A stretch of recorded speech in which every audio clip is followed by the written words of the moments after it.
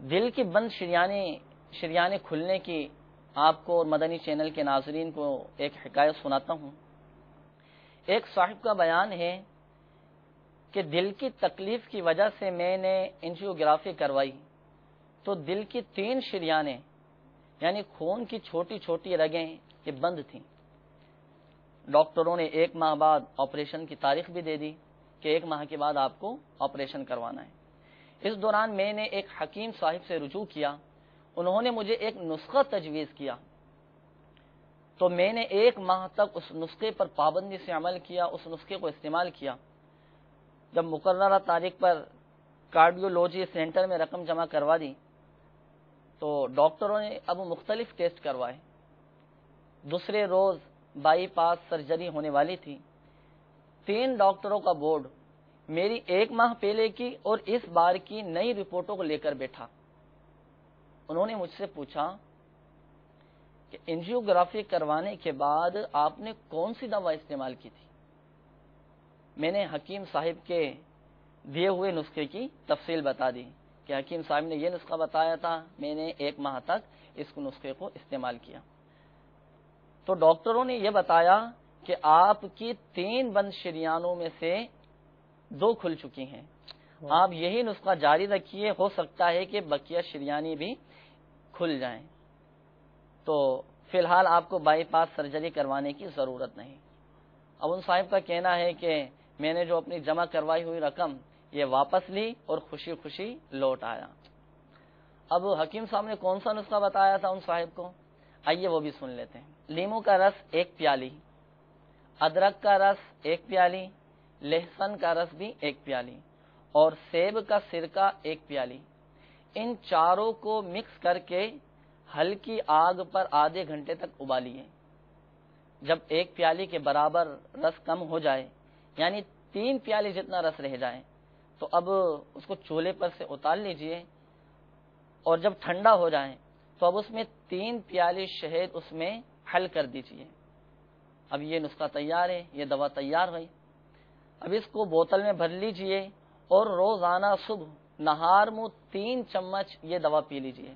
انشاءاللہ عز و جل دل کی جانب جانے والی تمام بند شریانیں کھل جائیں گی انشاءاللہ۔ تو ادریس بھائی آپ بھی اپنے بھائی کے لیے یہ نسخہ تیار کر لیجئے اور اپنے بھائی کو استعمال کروائیے، انشاءاللہ عز و جل دل کے جملہ امراض سے حفاظت حاصل ہوگی انشاءاللہ عز و جل۔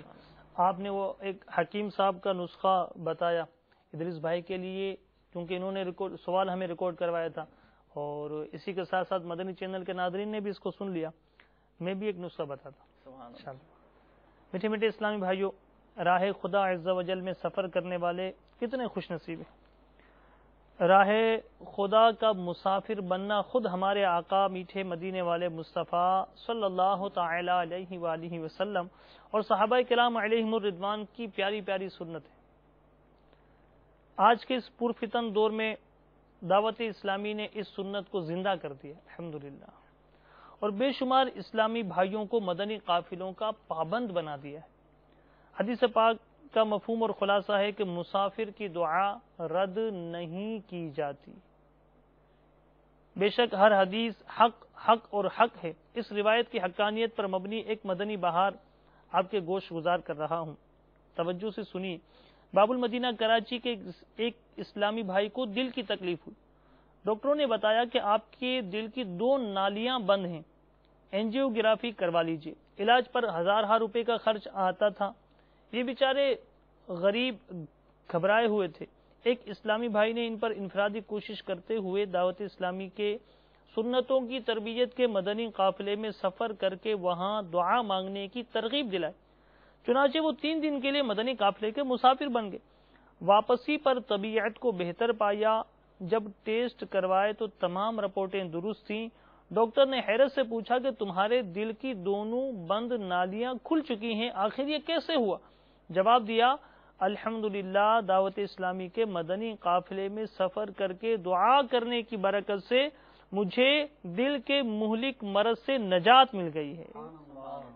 لوٹنے رحمتیں قافلے میں چلو، سیکھنے سنتیں قافلے میں چلو، دل میں گر درد ہو ڈر سے رخ زرد ہو، پاؤ گے راحتیں قافلے میں چلو۔ ادریس بھائی، آپ کے بھائی کو بھی چاہیے کہ اس مرض سے شفا پانے کی نیت سے مدنی قافلے میں سفر کر لیں۔ اللہ تبارک و تعالی شفا دینے والا ہے، ضرور کرم ہوگا۔ صلو علی الحبیب صلی اللہ تعالی علی محمد۔